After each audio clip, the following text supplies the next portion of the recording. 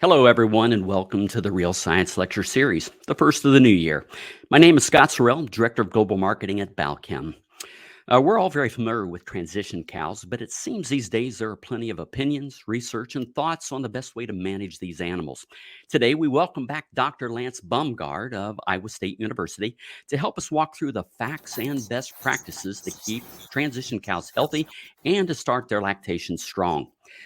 Dr. Baumgard is a native of southwest Minnesota, and he grew up on a swine and row crop farm. He has BS and MS degrees from the University of Minnesota and a PhD from Cornell University. He joined University of Arizona faculty as an assistant professor in the fall of 2001 and was promoted to associate professor in the spring of 2007. Dr. Baumgard joined Iowa State University in 2009 and is the Norman Jacobson Professor in the Department of Animal Science. Since 2005, Dr. Baumgard's primary research emphasis has been on the physiological and endocrine consequences of heat stress and immune activation in both ruminants and monogastrics.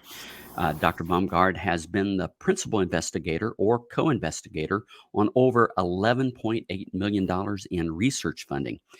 He's trained 33 graduate students, and his group has published 185 peer-reviewed reviews or research manuscripts, 290 abstracts, and 115 conference proceedings for regional meetings. Dr. Baumgard, welcome back. The floor is now yours. Thanks, Scott. I very much appreciate the opportunity to talk about some of the way my group has been thinking about the transition period for the last 10 or so years. Who let the dogma out? Actually, I need a shout out to a friend of mine, Stephen LeBlanc. Stephen and I were on another meeting together in Canada a few weeks ago, and he was talking about some of our ideas and papers, and he mentioned who let the dogma out. So I got to give him credit and maybe pay him some royalties on the title. Okay, let's get into it. I like these a couple quotes, especially because I think most of us on this webinar are probably familiar with Claude Bernard and his contributions to the concepts of homeostasis. And of course, Bauman utilized a lot of Bernard's thoughts on homeostasis when he developed the whole concept of homeoresis. So it's what we think we know that keeps us from learning, I think is important, and we should not forget it. So oftentimes nutritionists are blamed for transition cow problems, and in particular, cows that have high NEFAs or they're hyperketonemia, or if they're subclinically hypocalcemic. And I think these are really due to one of two things. One, these are high productive, healthy cows. They're profitable. And in this scenario, the nutritionist deserves a raise. Or they are a reflection of immune activation, the metabolic reflection of immune activation, likely stemming from typical ailments that transition cows experience, like metritis, mastitis, pneumonia, and possibly GI tract inflammation. And I think these are mostly management issues, not necessarily a nutrition issue. Everything I'm talking about today we go in much more detail in this particular review, written with two of my former PhD students, Aaron Horst and Sarah Kavidra. So if you are interested in learning more about exactly what I'm talking about, this is a nice, I'm biased. I think this is a nice review that explains the way we think. Quick reminder of how important glucose is. So as a nutritionist, they're balancing rations to maximize efficient fermentation, in particular generation of propionic acid. This 3-carbon volatile fatty acid is used as the primary precursor to gluconeogenesis occurring in the liver. And the reason why this monosaccharide is so important is because it's the primary precursor to lactose.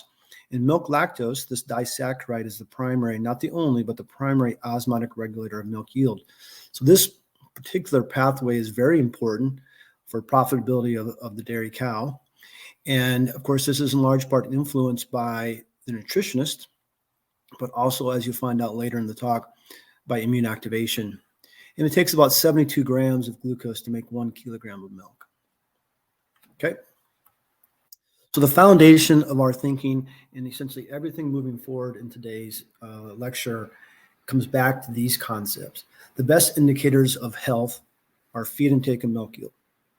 If everyone agrees that stress reduces productivity, then high productivity cannot be stressful. The idea that high milk production is stressful, then it becomes an oxymoron. And I think we have oftentimes overthunk, right? Made the immune system more complex than maybe what it really needs to be. I don't think we need a PhD or a DVM to know when a cow is healthy. If they're milking well and eating well, they are healthy. And another thing you'll see permeating the entire seminar is that Mother Nature is rarely wrong. Now, obviously, I'm not talking about pathological diseases. I'm talking about normal biology, the evolution of why and how an animal metabolically adapts to whatever type of stress or challenge is rarely wrong. And I don't think we should view it as being pathological.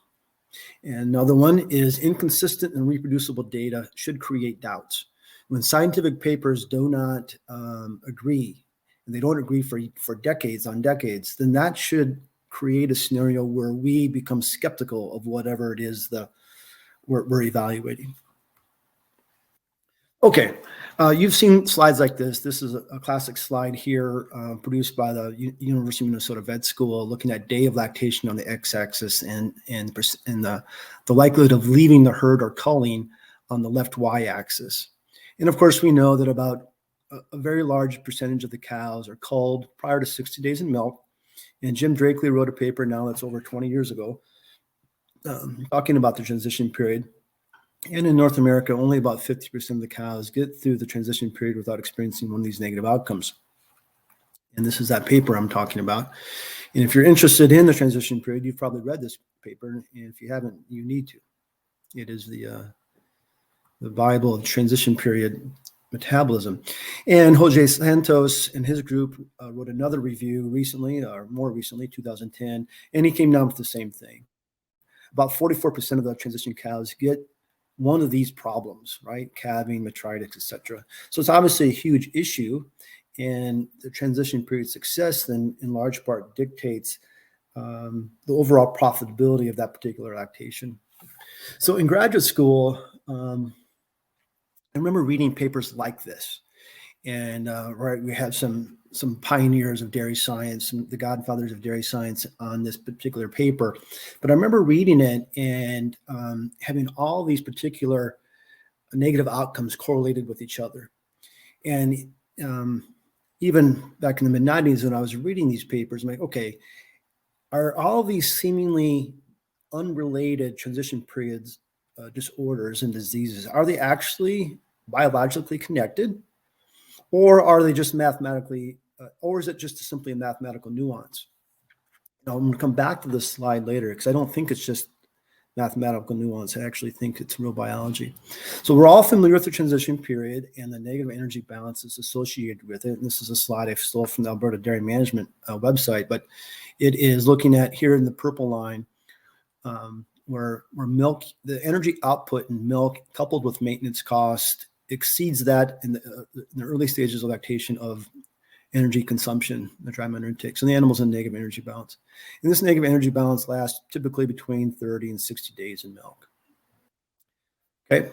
And this is a paper, or this is a slide I got from one of Rick Rummer's presentations, just demonstrating the energy balance on the y-axis stays relative to calving. And we're all familiar with this, right? In reality, it probably comes back into positive energy balance maybe like 2 or 3 weeks later than day 21.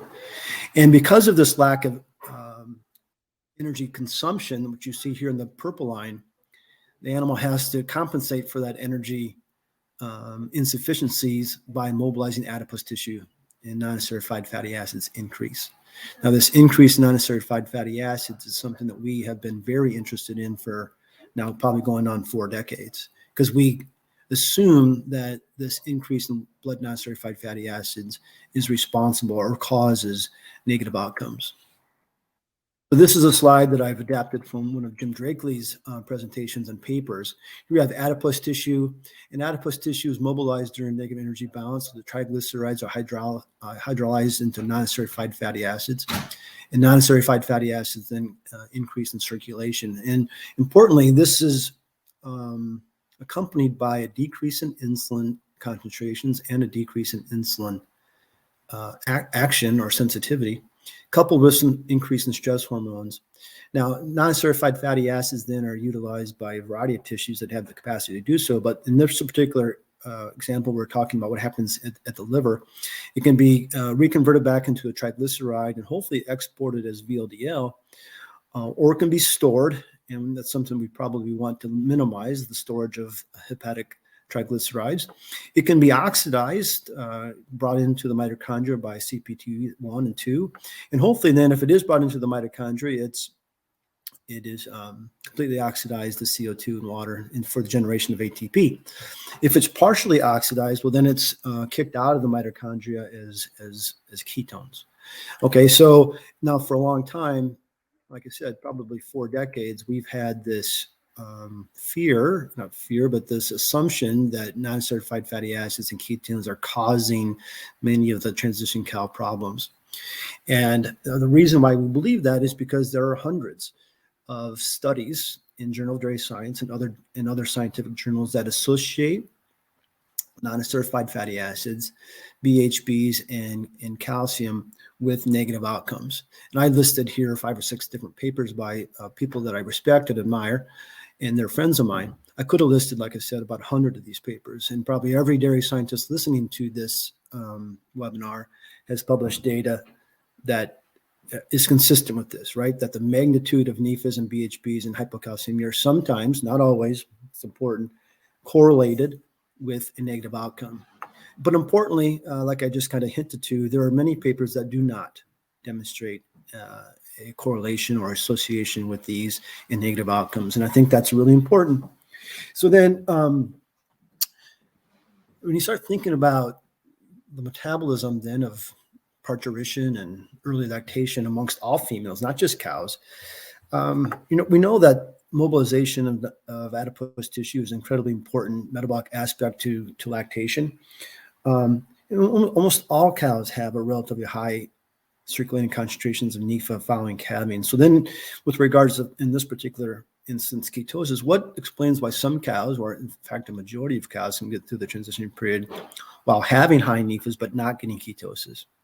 And maybe what makes more cows more susceptible to ketosis or more susceptible to developing fatty liver, which we'll talk about here in a minute. And I think it is presumptuous of us to think that we can utilize one metabolite to diagnose a disease. And I think that's it's classically referred to as the reductionist approach that I think has issues and gets us in trouble, potentially gets us in trouble. Okay. The incidence of health problems, like I showed you earlier from that University of Minnesota slide, the incidence of health problems is highest in the first month of lactation. Everyone agrees with that. No one disputes that. But here's what we also know. The largest swings in energetic metabolites, insulin, glucose, NEFAs, ketones, hormones like insulin, glucagon, cortisol, growth hormone, and minerals like calcium, magnesium, phosphorus, all of these that I just mentioned, and many more that I haven't, the largest swings in an entire dairy cow's life happens within a very short window of time, within the first 2, 3, 4 weeks of lactation. So as a consequence, you have then an enormous amount of moving parts, all occurring simultaneously. So then now it's a matter of just mathematics that you're going to all of these things that are moving quickly, and then they're going to be correlated or associated mathematically with a negative outcome. And of course, we all know this, right? Causality and correlation are incorrectly interchanged when these two events happen at the same time, and they're claimed to be inevitable rather than just simply coincidence. And this is just a silly example of kind of what I'm talking about. Clearly, this seagull didn't bend the pipe, but maybe more important or more enlightening of this idea is this particular cartoon. Here we have the sun, hot, sunny day. And during the hot, sunny days, people are more likely to eat ice cream. So this is a cause and effect. Hot weather increases ice cream consumption. Here's what we also know, that hot weather also increases your likelihood of getting a sunburn. So here I have a causation and a causation. Now the ice cream is correlated with being a sunburn. So clearly eating ice cream doesn't cause you to have a sunburn. And no one would ever claim that it did. But you can see here then how mathematically ice cream consumption would be correlated with getting a sunburn. And I think this has an enormous amount of implications. It can be transferred into our transition period issues. So this correlation then interpretation causes suspect decision-making and unnecessary farm expenses for our producers. So the traditional belief, if we assume that correlation equals causation, is that increased NEFAs, hyperketonemia, and hypocalcemia cause. Okay, this is important. It's not just academic nuance. But increased NEFAs, hyperketonemia, and subclinical hypocalcemia cause problems. Okay, and you end up getting models that are built like this, and we've all seen many types of models like this, where you have negative energy balance, like I mentioned earlier, impairing reproduction. Right here over on the left, you have a variety of cause and effects on reproduction. And then you have increased liver or impaired liver function, RPs, endometritis, a variety of obviously ketosis. So here we have a cause and effect model of negative energy balance causing the problem. And this is another one I just grabbed from the internet. Here we have ketosis causing problems like metritis, cystic ovaries, RPs, reduced milk production, increased culling, fertility, etc. And you've all seen cartoons like this or models made like this. So the question is how, and maybe more importantly, why would NEFAs, hyperketonemia, and hypocalcemia cause problems? What would be the biological plausibility? In other words, why would evolution favor a scenario where the mother mobilizes tissues or makes metabolic adjustments to help feed her young, but at the same time put herself in a compromising position where she's more likely to get sick and thus more likely to not be able to take care of her young? It doesn't, I don't think that makes sense. So I think there's very little mechanistic evidence to suggest that NEFAs, ketones, and calcium can directly have such a large influence on very seemingly unconnected systems and diseases. The best line is probably extrapolated from the purported role in immune suppression, an area of research that Dr. Mark Curley at the USDA initiated and is the grandfather of. This immune suppression caused by NEFAs, ketones, and hypocalcemia, really a pioneer in the area. And like I said, there are papers that demonstrate some ex vivo, most of the time ex vivo assessment of hypocalcemia, high levels of NEFAs, and hyperketonemia on leukocyte function, oftentimes neutrophil function. But importantly, back to that early foundation of the way we think, there's a lot of inconsistencies in the data. Actually, Stephen LeBlanc's group did a nice job of highlighting this in a nice review almost 3 years ago now. And remember, the foundation of any dogma should be a consistent pattern of data, a reproducibility of data. So this immune suppression and negative energy balance then creates models. Like here we have a model where you got immune suppression on top and negative energy balance on the bottom. And then these things cause problems. They cause mastitis, they cause RPs, they cause metritis, ovarian dysfunction, ketosis, DAs, milk fever, etc. See, they're all connected. And this is what I guess we're trying to challenging now for a long time. So if hyperketonemia and high NEFAs and subclinical hypocalcemia are pathological, in other words, they're causing disease, it stands to reason then that therapeutically treating these disorders would improve overall cow health, right? That makes sense. If hyperketonemia is bad, it causes disease. If we treat the hyperketonemia, it should prevent disease. Well, here we have the NOMS report, 1996, 2002, and 2014, and have different culling reasons on the left column. And in large part, other than clinical milk fever, there's very little suggestions that overall herd health is improving with time. Okay, so despite the time, emphasis, and money spent on high NEFAs, hyperketonemia, and subclinical hypocalcemia, arguably, not even arguably, pretty emphatically, you can say that herd health is not improving. So maybe we're just medicating the wrong things, right? If we spent the last 40 years trying to prevent subclinical hypocalcemia and 40 years trying to prevent hyperketonemia, then maybe we're not medicating the right thing. So here's a traditional belief that increased NEFAs and hyperketonemia and hypocalcemia cause production and health problems. So the model kind of looks like this. And this was put together by one of my former PhD students, Erin Horst.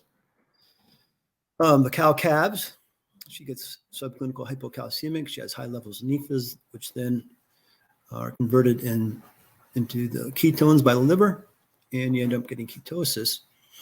Importantly, the changes in these three metabolites, I thought they reduced feed intake, which then contributes to DA.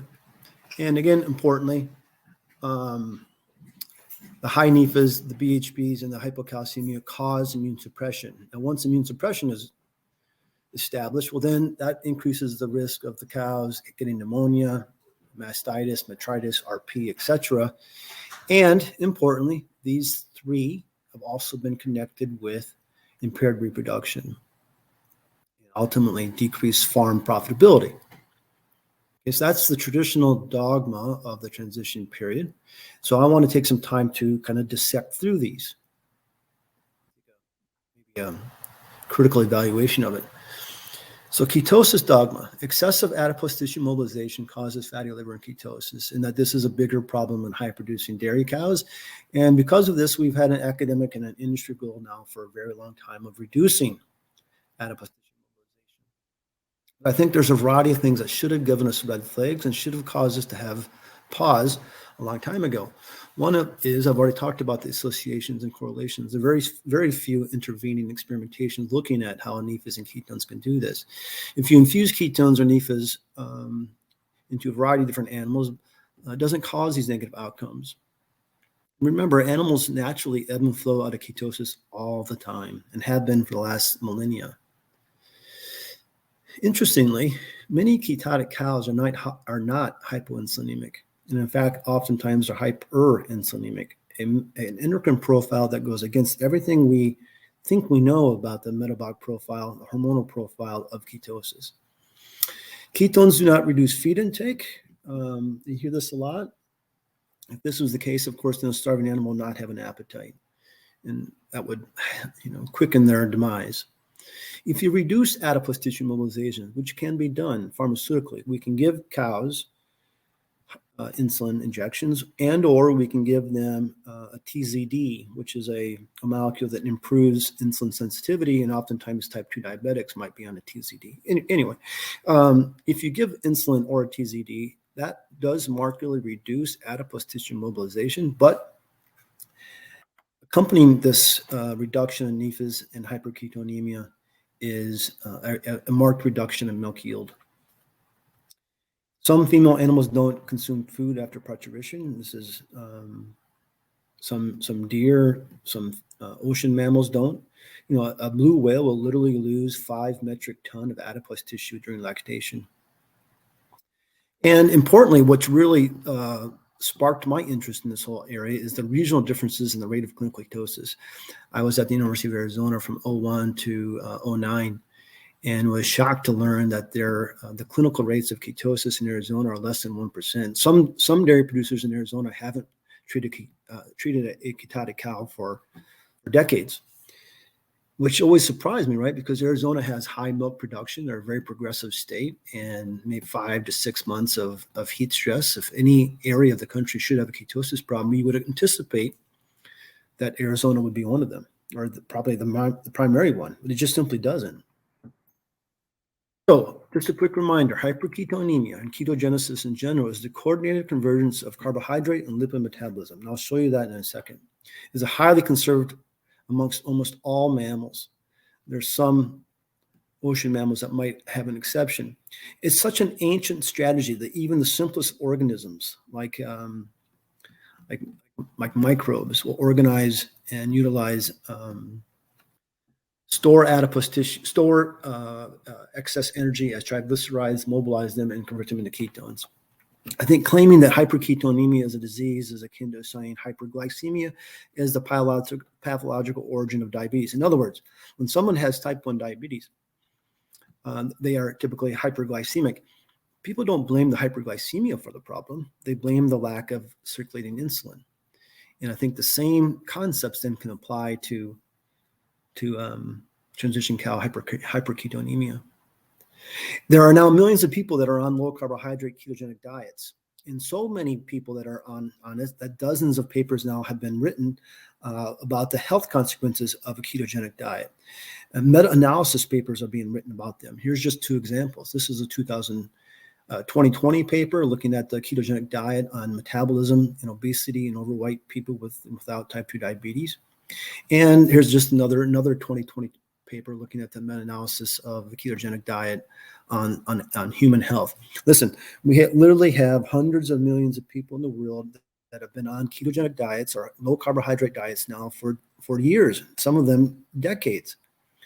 If hyperketonemia was going to be causing health problems, we would have identified this in the human population.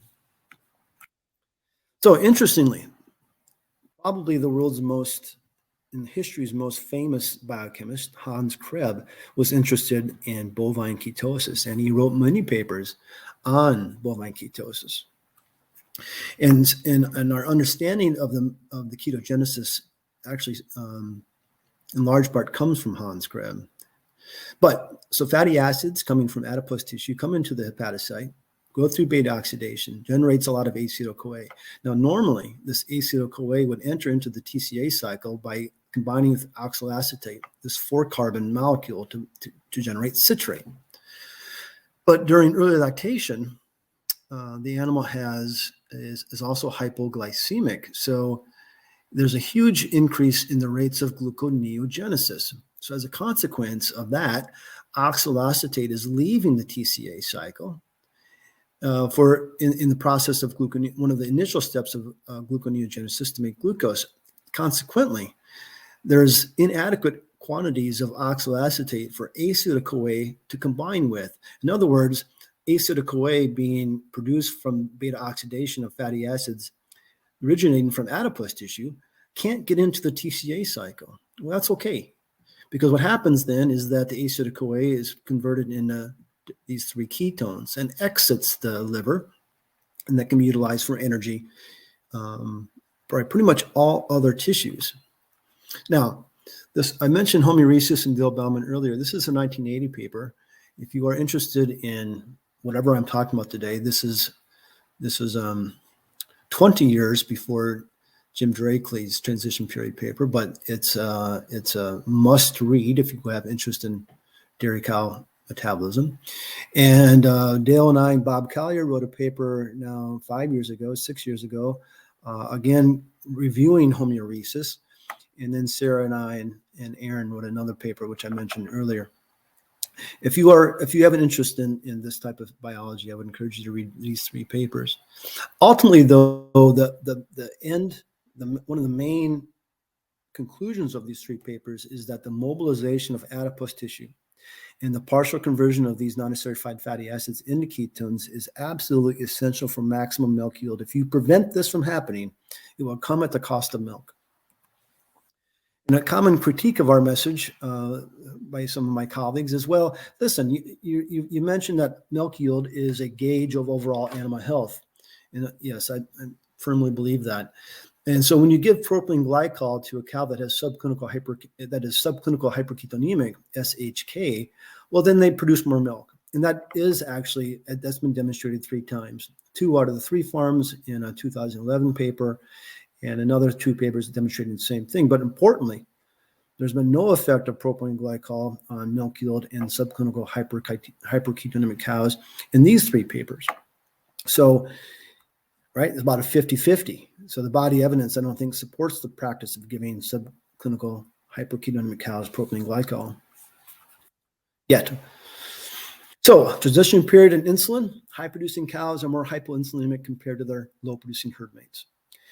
The transition period insulin concentrations is inversely related to whole lactation performance. In other words, you can predict an animal's overall lactation performance based upon an insulin concentration in a transition period. Removal of insulin from the circulating pool that is increased by genetic selection for milk yield. And if you give insulin or insulin sensitizing agent, it decreases milk yield. In other words, the primary endocrine profile required for high production, profitable production, is hypoinsulinemia. Okay, that's important. You see in a second. So the successful transition cow, she has propionate coming out of the rumen converted in the liver to glucose. Now the successful cow becomes the hyperglycemia is unable to stimulate a lot of insulin concentration, insulin secretion. So now the animal is hypoinsulinemic. This hypoinsulinemia, coupled with an increase in insulin resistance, allows adipose tissue to be mobilized. Non-esterified fatty acids in circulation go up. They can be utilized by energy by most cell types within the carcass. There's importantly a couple cell types that can't oxidize NEFAs. And that's okay, because then we can convert that energy in NEFAs into a ketone. Now, most of the carcass can burn one of these two fuels for the generation of ATP. And what that allows then is the sparing, or essentially the lack of having to use glucose for energy by other tissues. Now, it can be utilized by the mammary gland to make milk. And Alan Bell's group did a fantastic job of putting some numbers to this. And it's like 95% of the amount of glucose leaving the liver in a healthy transition cow is utilized by the mammary gland. This is a super highway, right? It's the Autobahn from the liver to the mammary gland for the synthesis of milk. This all occurs, this metabolic flexibility occurs because of a decrease in insulin sensitivity. Now, we'll come back to the unsuccessful transition cow in a minute. We now know that there's inflammation, there's immune activation that occurs in the transition cow. And in large part, we know this because of the Italian group. Bertoni and Murnio Trevisi's groups in Italy have done a fantastic job of characterizing and describing this inflammatory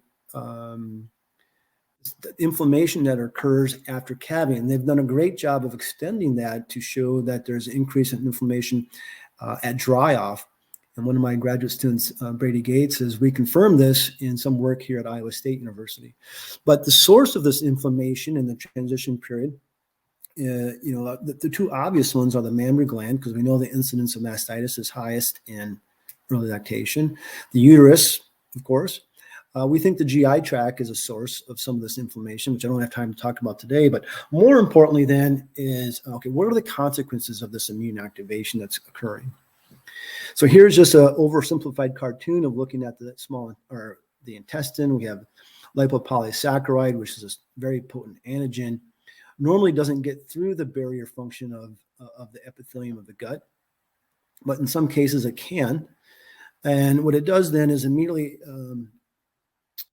attacked by acute phase protein called LPS binding protein.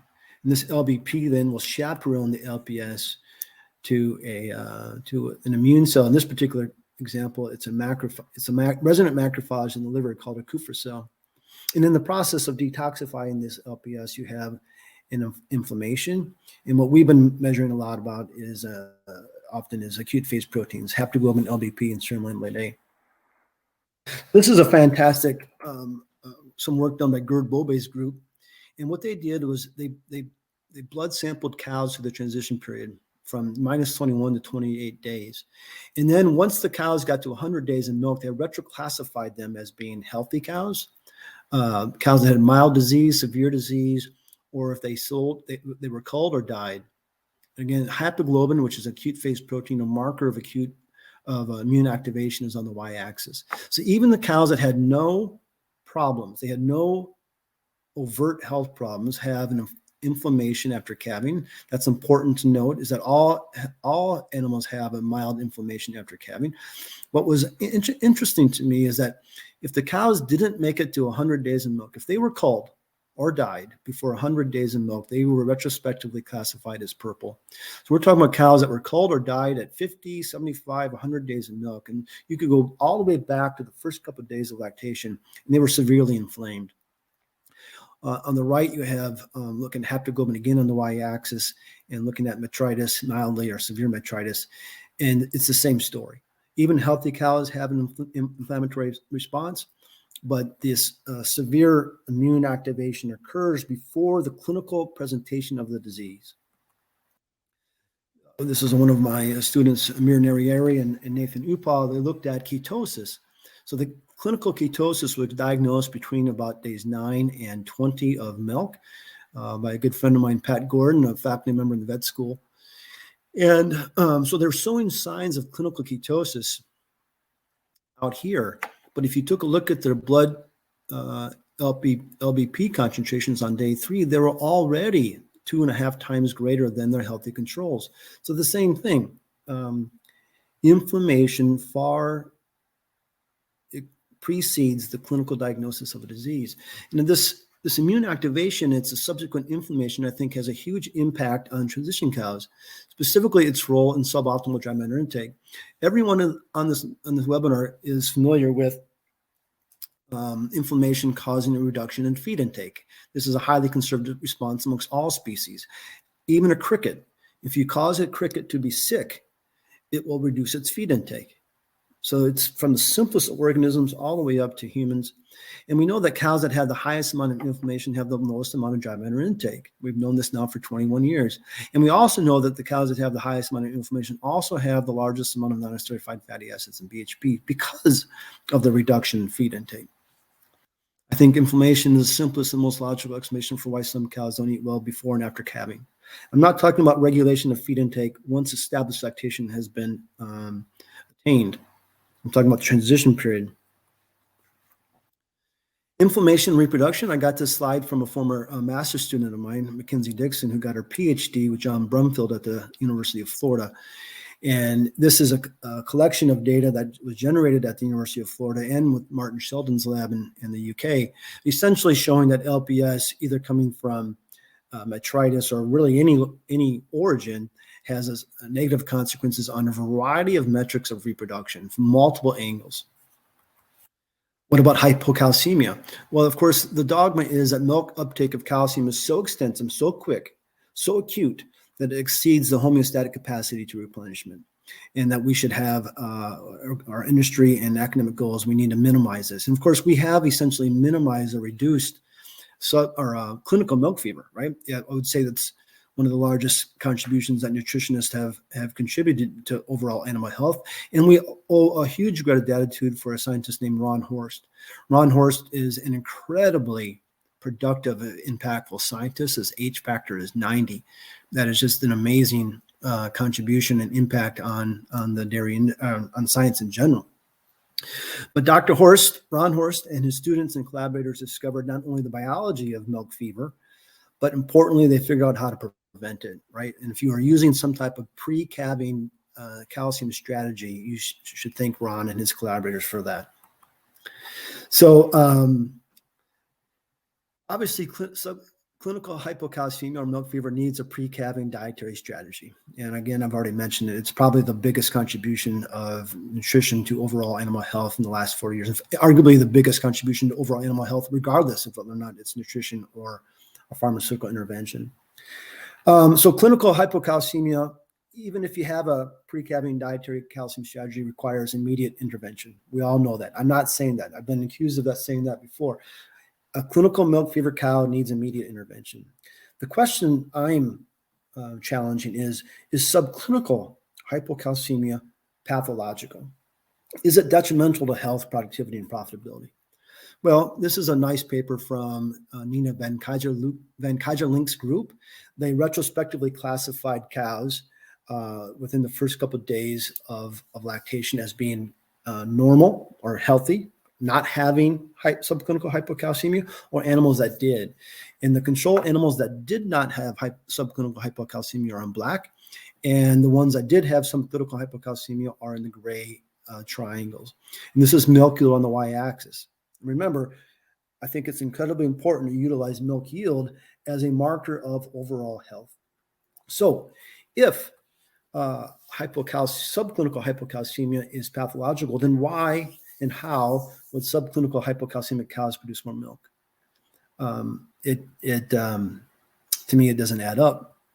And this is a paper out of the Cornell group looking at patterns of hypocalcemia in heifers and in cows following calving.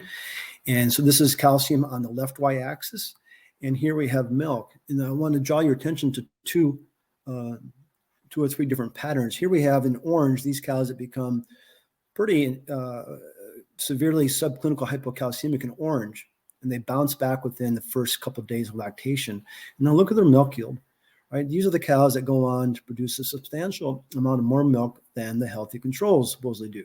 Here we have 50 kilograms and 43 kilograms, 7 kilograms. That's about 16 pounds of milk. 16 pounds of milk between these cows that were transiently subclinical hypocalcemic versus the cows that had very low levels of subclinical hypocalcemia. So clearly there are patterns and causes then for hypocalcemia, and each one of these patterns of hypocalcemia has a cause and, importantly, implications. So what could contribute to this chronic and delayed subclinical hypocalcemia that I showed you just a few seconds ago? Well, we've known now for over 130 years that immune activation can be responsible for clinical milk fever. These are some papers generated by veterinarians and scientists in England. So here's some facts. We know now that all transition cows experience some degree of immune activation. It's really only the magnitude of that inflammation that differs between a healthy and a relatively sick cow. And here's another fact. We know that immune activation acutely causes hypocalcemia. In the interest of time, I didn't have time to prove that to you. You're just going to have to take my word for it. So then I think it's reasonable to hypothesize then that some immune activation contributes to some types of clinical hypocalcemia.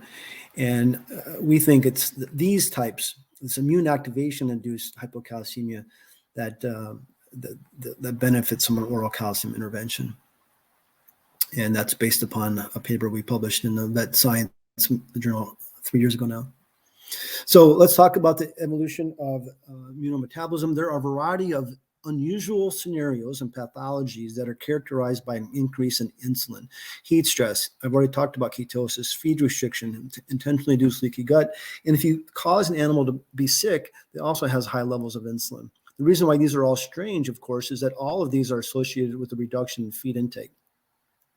Reduction in feed intake should be associated with hypoinsulinemia, but that doesn't occur. In these particular scenarios, there's a reduction in feed intake and there is an increase in circulating insulin. It's strange. So why would an animal increase the most acutely anabolic hormone during a very hypercatabolic condition? Well, it's because leukocytes, immune cells, are insulin responsive and need insulin to acquire large quantities of glucose. And again, I don't have time to go through our experiments where we tried to estimate the amount of glucose an activated immune system uses. You're just going to have to trust me that it's a large amount. So again, I showed you this slide before where propionate is converted in the liver to glucose. Glucose is a precursor lactose, and this drives milk yield. So during stress, you have an immune activation event. Now you have insulin concentrations going up. And now it partitions glucose towards the immune system. And you notice the mammary gland just simply doesn't receive the glucose that it needs. And so this is this hyperinsulinemia we got done talking about during these stressful conditions. That's why we believe there's this hyperinsulinemia. So again, I've showed you this, but importantly, this is not just an ivory tower debate. I think it has practical, pragmatic, and economic consequences. So I've showed you this already. I'm not going to waste your time on it. But again, it's important to recognize that in this model, this traditional model, these three things cause problems. Okay? I think we need to think about it a little bit differently. We think that increased NEFAs and hyperketonemia are caused by immune activation-induced reduced feed intake. I've already talked about how every single critter on the planet has a reduction in feed intake when it becomes immune activated. And we know that hypocalcemia is also a consequence of immune activation, and this transcends many different types of species. We think the low feed intake, high NEFAs, hyperketonemia, and subclinical hypocalcemia are symptoms. The reflection of a prior immune active stimulation. So in this model, I have 4 different immune activating events up here. I wish I would have put pneumonia up here, but anyway, we have one of these causing leaky gut, for example, causing inflammation. Now, we know that immune activation causes hypocalcemia. We know that the mammary gland has TLR4 receptors for the LPS, so we have a direct inhibition of milk synthesis. We know that immune activation reduces feed intake even in a cricket. I didn't talk about, because of time, but we know inflammation contributes to fatty liver. And we know that LPS can cause impaired reproduction. I showed you everything except for maybe the fatty liver stuff. We know it also, this reduced feed intake contributes to DAs, and now it increases NEFAs, and this contributes to the fatty liver, and it causes an increase in BHB, and you get ketosis. So you see here that these are no longer causing problems, they are a response to a problem. So let's talk about inflammation. So I'm going to have 3 cows: the healthy producer, a healthy low producer, she's a dog, a healthy high producer, she's making you money, and we have an unhealthy cow, a sick cow, metritis, mastitis, leaky gut, whatever. So you have inflammation in the low producer and the high producer, right? But here's our sick cow. Okay, now we're going to put it up here in the left. It's there for your reference. What about dry matter intake? Here's our healthy low producer, healthy high producer. She eats more, of course. And here's our sick cow. Okay, I'm going to put it up there in the second to the left. Milk yield. Here's our low producer, high producer, and our sick cow. Put that up there. Now, this is where it starts to get confusing. Non-esterified fatty acids. Here are the low producers, high producers, sick cow. You see here we have a cow that 2 very different cows, a profitable, high-producing, healthy cow in green, and an unhealthy cow that's not making milk, but she has high levels of NEFA. And the similar pattern then is for BHB. Here's our low producer, here's our high producer, and here's our sick cow. Same thing with hypocalcemia. Here's our low producer, here's our high producer, and here's our sick cow. So taking a blood sample, you could get tricked into thinking that a cow is unhealthy, sick, immune activated, when in fact it's just a rock star, right? It's a profitable dairy cow. So I've already showed you this. Importantly, this is due to a decrease in insulin. Now we have the unsuccessful transition cow, propionate, glucose, but we have LPS coming from somewhere. Whether or not it's the uterus, the mammary gland, the gut, the lung, I don't think it matters. The immune system becomes activated. This directly causes a reduction in calcium, and it directly causes a reduction in feed intake. Now, the cow wants to make milk, right? It wants to make milk at the same time. This is where the early lactation cow is different than the late lactation cow. She becomes hyperinsulinemic. Why? Because now all this glucose is being made. We want to drive into the immune system. LPS and inflammation also contributes to fatty liver, and it contributes to poor reproduction. This is why the 2 disorders or the 2 negative outcomes that are most closely related in the transition period are ketosis and poor reproduction. Well, why? Well, it's because they're both caused by the same thing. So now we have 2 causes for ketosis: a high producing cow that spares glucose for milk synthesis, or the immune activated cow. She spares glucose not for the synthesis of milk. She's sparing glucose for the immune system. So the scenario is you have 2 cows in the fresh pen, this is just a hypothetical. They're both hyperketonemic, say 1.5, 2.0, 2.5. Well, the cow that has ketosis and she has high ketone, but she's not coming into milk. She doesn't eat very well. She's not digging a hole in front of her. Her rumen's not filled out. She doesn't look good. She may even have a mild fever.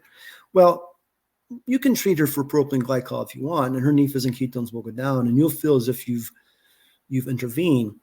But somewhere she's sick. She has an immune activation going on somewhere, and that's clamping appetite. The cow that has high ketones, but she's eating like a champion. She's milking like a champion. She looks great, and she doesn't have a fever, and she's aggressively coming up to the bunk. Well, she's healthy. Right? She doesn't need propylene glycol. She doesn't need anything. She just needs to be left alone.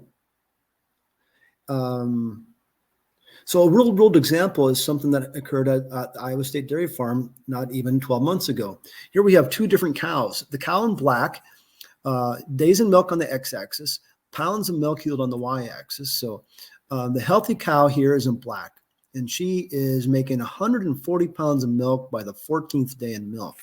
We have a cow that's sick, and I'll show you that in a second, but she's inflamed, that she's in red. So at the 14th day of the milk, she's only making 60 pounds a day. She's a dog. She's probably never going to be profitable. Okay, and our protocol is to check for ketosis between days 3 and 5 and 11, 13 at the farm.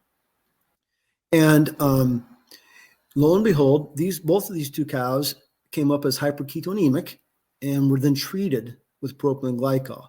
Well, it turns out the red cow had metritis, diagnosed with metritis, and her activity and rumination collar are down here in the bottom right figure. So compared to the average, right, but when she got diagnosed with metritis, her activity and rumination are substantially less than average. She's sick, and she's been seen by multiple veterinarians. Up here, the cow that is in the black line, her activity and her rumination are right on par, right where we expect them to be. She's got no deviations in really anything, but she's hyperketonemic, so she gets propylene glycol on the 14th day of milk, despite the fact that she's making 140 pounds of milk, right? So we got to ask ourselves, should we even be measuring blood ketones, calcium, and rectal temperature during the transition period? It costs money. It costs time. Of course, if you treat them, the treatment itself has some cost.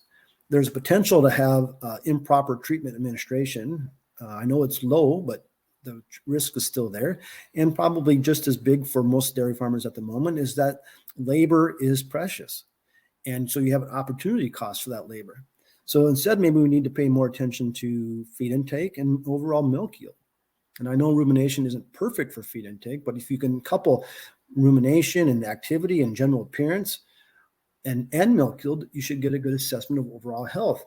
High production can only occur in the absence of stress and morbidity. If she's milking well, like a rock star, and eating well, she's not sick. Immune activation causes inflammation. We know that all the cows are inflamed. It's just the magnitude that differs. We know that inflammation or high levels of inflammation appear long before clinical disease presentation. We know that immune activation causes hypocalcemia. I've never said it's the only cause of subclinical hypocalcemia. We know that LPS causes infertility, thanks to the guys at Florida and Martin Sheldon. And we know that all animals on Earth have a reduction in feed intake when they become immune activated. The immune system is pumping the brake on feed intake. We want to prevent that. And I think you would put the pedal to the metal. So remember this paper I showed you by Charlie Sniffen and those guys? And I was like, how could all these things be related? Is it real biology or just simply mathematical nuance? I think it's real biology because they're all created by immune activation. So I know I'm getting to the end here. Inflammation. The metabolic adjustments in minerals and energy are not dysfunctional. They shouldn't be considered dysfunctional in that we have to fix them. The real fix needs to be what's causing her to go off feed, immune activation. They're not to blame. Our effort should be in preventing immune activation in the first place. Management, minimizing stress, right? Overcrowding of the pre-fresh and the fresh pens, on-time feed delivery, etc. Hygiene. Keeping the pens clean, the dry up procedure, keeping the pens dry, pen cleanliness, dietary strategies, feed hygiene, GI tract disturbances like rumen acidosis and hindgut acidosis. I think there's strategies that aim to minimize leaky gut. I can't say this enough. Profitable production is a consequence of wellness. If she's producing high quantities of milk and eating like a rock star, she is well. So you've seen cartoons like this, probably this exact cartoon where there's, the masses are following the simple but wrong answer. And in the complex but right one, you only have a few people on that path. Well, I've taken the liberty to change this a little bit. I think we've made our interpretation of the transition period too complex. Doesn't need to be. You don't need a PhD or DVM to recognize when a cow is healthy. If she's milking well, eating well, and looks good, she's healthy. So anyway, it's myself and Aaron Horst and Sarah Kavija on the far right there. Scott, I'm very appreciative to Balkan for giving me the opportunity to talk about our recent ideas. I'm also very appreciative of the USDA And there's a variety of industry partners that I'm also very appreciative to and indebted to for helping fund these students. And then these students then have a chance to go out and have an impact on the industry. And I just tried to come up with, here we have an immune activating event, right? And this causes immune activation, which then causes these problems. And then these problems then are correlated with these immune activations events. And I've gone over my time, and I appreciate your patience. And I'd be glad to answer any questions or try to answer any questions I can. Very interesting stuff there, Dr. Baumgard. I want to thank you for that. But before we get started answering questions, we'd like to share just a brief video, and then we'll be right back to answer the questions you've submitted during today's presentation.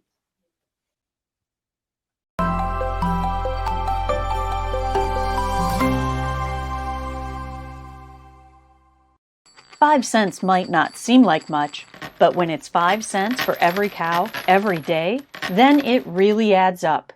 New AminoSure XM precision-release methionine provides the optimal combination of cost, feed stability, rumen stability, and intestinal release to deliver the best cost per unit of available methionine on the market today. Learn how at balchemanh.com/findyourx.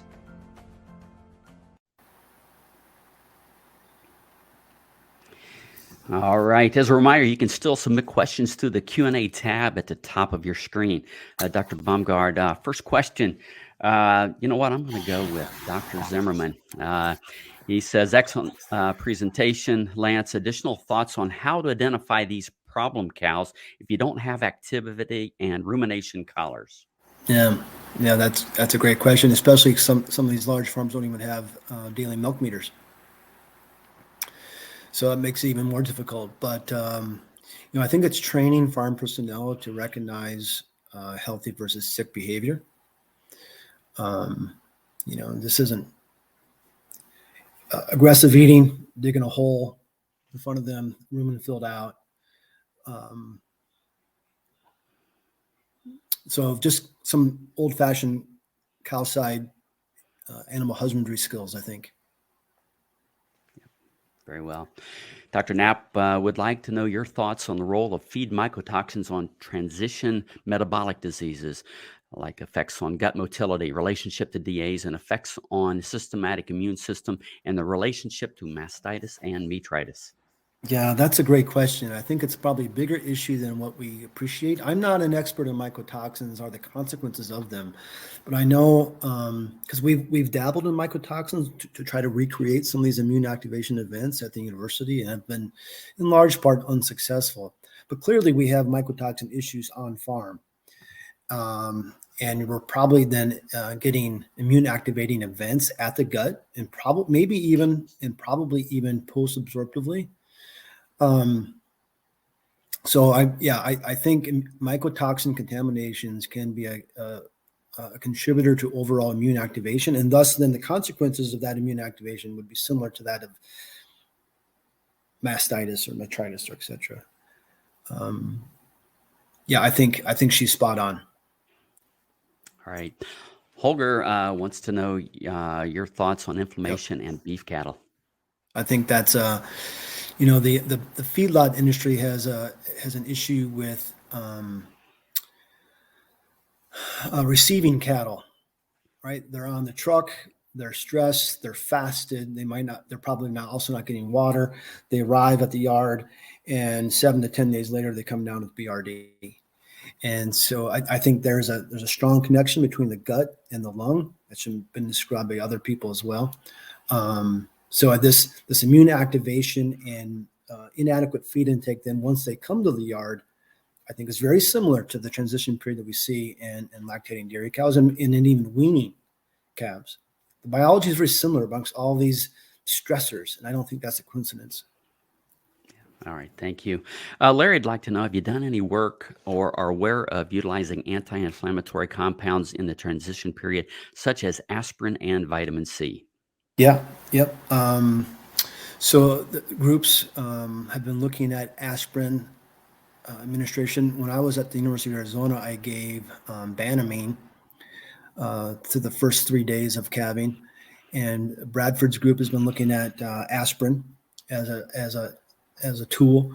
The NSAID, or the anti-inflammatory space, I think there's an enormous amount of opportunity there. We're still identifying what type of NSAID is needed and when it needs to be provided.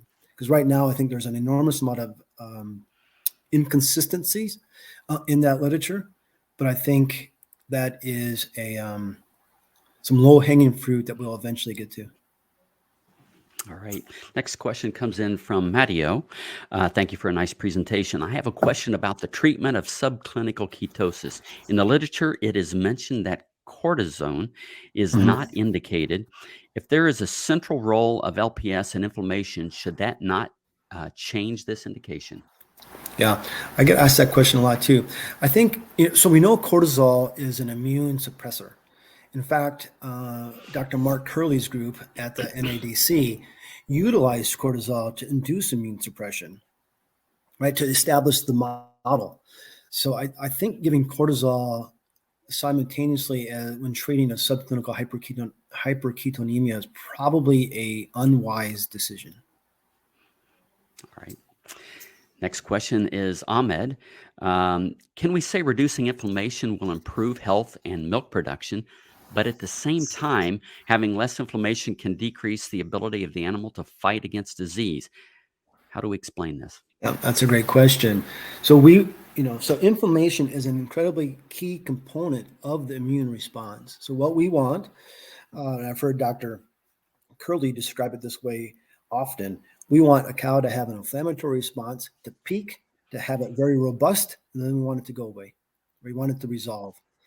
And it's the lack of resolution of inflammation that's really the problem. So he's right. Inflammation is an incredibly key component to an effective immune response, and I'm not sure we want to prevent it. Of course, we know, like for example, parturition. The act of parturition requires inflammation, and we know that tissue remodeling requires inflammation. So, for example, the uterus goes from a 50-gallon bag down to a Ziploc size bag within a week.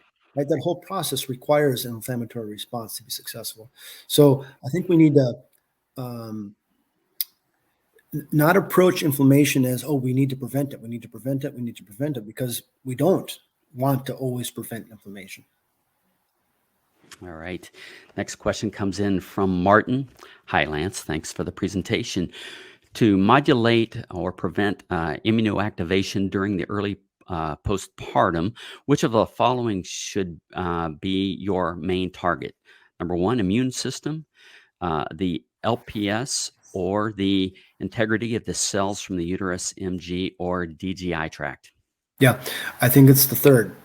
I think we want to minimize immune activation to begin with. I'm not even, so that goes back to management, hygiene, GI tract health. That's a nutrition issue, of course. I think we want to prevent immune activation from the get-go. I think that's the lowest hanging fruit right there. And that is, again, mostly management issues, I think. All right. Next question comes in from Dr. Alseth. Dr. Alseth, glad to have you on board here. He's got a word here I don't know how to pronounce, so we'll give it a try, Lance. He says, love the challenge to transitions, challenging my own paradigms. We think we like 15 milligrams of cyanocobalamin daily. Do you know what that is? Daily for the first 12 days in milk to drive dry matter intake and metabolism, and we think we see much less health issues. Well, I'm not sure what that compound is. He might be talking about one of the cannabinoids. Some people from Germany and Israel are working on these cannabis-related compounds with regards to feed intake. So I think anything we can do to encourage feed intake after calving is obviously a good strategy. But I just keep going back to the original tenet here, was that immune activation decreases feed intake. So if you remove the immune activation, you probably don't need a pharmaceutical target molecule to increase feed intake. If you remove the immune activation, she'll take off eating like a rock star anyway. I'm not sure if I understood Earl's question or not, but Vitamin B12. oh, okay.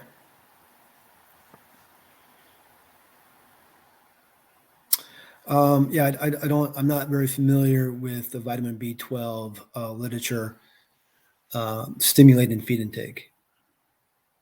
Earl, you have to send those to me if you don't mind. Yeah, absolutely. Vergaro is asking, with screening purposes, could be an immune test be applied at transition? If so, when and which? Yeah, I think this is a great comment, Vergaro, because we have some data. My students have some data looking at dry period inflammation, and specifically this comes from Brady Gates's work. But dry period inflammation, and then those cows 60 days later after they calve, they are also the most inflamed. So the cows that are most inflamed at dry period are also the most inflamed at the after calving. So maybe we could even identify a cow that's going to be problematic 60 days before she even calves. And in fact, it would be very interesting to say, okay, let's go all the way back to when they were calves. Maybe we could identify a hyperinflamed calf. So you can identify them as, okay, you need to go into the milking stream. You need to go to beef. But I think that's a fantastic opportunity for us then to start segregating. Hey, you're going to, you need to go this route on the farm, and you need to go to a different route. All right. Next question, back to Ahmed. How does the immune activation cause hypocalcemia, and how can we do future experiments to prove that immune activation is the cause of metabolic disorders, especially hypocalcemia? Well, we and others have proven that immune activation causes hypocalcemia. A bigger question is why. Well, it's not really understood why. There's a hypothesis by other people, and I like it, that most of the way endotoxins are removed from circulation are via lipoproteins, and this is a process by which endotoxins are removed that doesn't require an immune response. So lipoproteins, of course, as the name implies, are mostly filled with lipids or triglycerides, and of course LPS, the L part of lipopolysaccharides, is lipid. So they can get sequestered into these triglycerides, circulating triglycerides.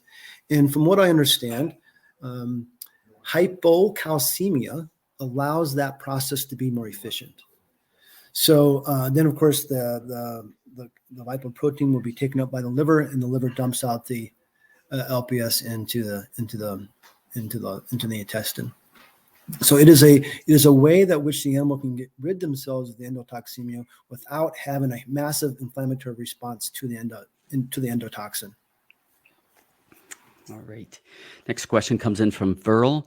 You indicate blood insulin concentrations as a key factor to classify healthy versus sick cows. What about IGF-I concentrations? So IGF-1, yeah. Oh, IGF-1. That's right. The nice thing about insulin is it's very quickly responsive. It's very responsive very quickly within minutes. So that's why it's I think more acutely reflective of immune activation rather than IGF-1. All right. We're getting pretty long here. I'm going to go with one more question, Lance. Okay. Ken is asking if hypoinsulinemia is a state of normal physiology, but immune system is function is dependent on insulin, and inflammatory events are normal at calving, are just too late repartitioning glucose to immune cells, and what can be done to change this? See, inflammatory events are normal at calving, are just too late. I wonder what he means by are just too late. Repartition glucose to immune cells, what can be done to change it? Well, to me, I hate to keep harping on a simple way of thinking, but that's the way my mind works. We just want to prevent immune activation to begin with. Now, all cows have some mild immune activation and thus inflammation, right? It's the exaggeration, it's the extended, it's the lack of resolution that I think stems from immune activation. So in my mind, let's go back to the basics. Keep the dry pen, close-up pens clean and dry. Have our fresh pens, calving pens clean and dry. Don't overcrowd. Keep the stress level low. Don't vaccinate in the transition period. Prevent immune activation in the first place. I think that's where our efforts should be placed. All right, and I'm going to fib and do one more last question. Okay. Matteo has one I think will work quite nicely. Is where should we focus on to actually prove this dogma shift? Well, okay, I get asked that all the time, and I agree with that. It'd be great to prove a dogma shift, but I think I don't think the original dogma has ever been proved. In all due respect to many of my friends and colleagues, I just don't think that dogma was ever proved with controlled and intervening experimentation. Proving things is difficult. Here's what we know. We know immune activation causes hypocalcemia. It's not the only reason for hypocalcemia.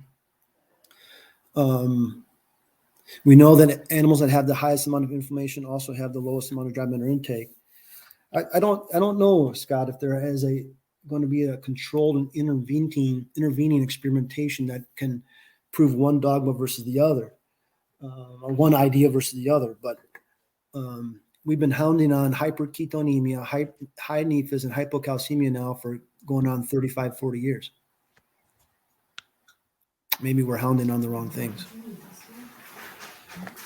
All right, very well. Thank you, Dr. Baumgard, and thank you everyone for attending today's webinar.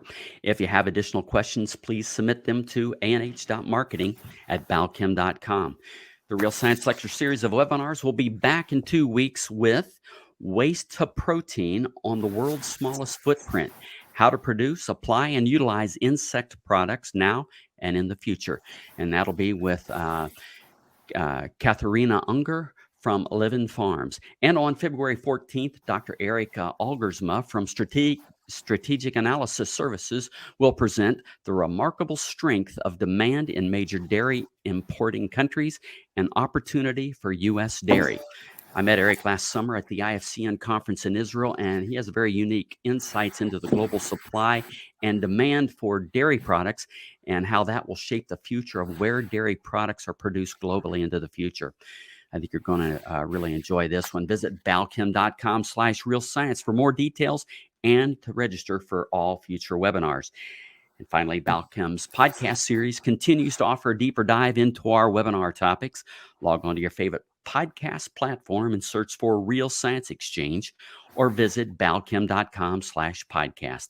If you want a really cool Real Science Exchange t-shirt, just subscribe to the Real Science Exchange and send us a screenshot along with your address and shirt size to anh.marketing@balchem.com. We'll get that off to you right away.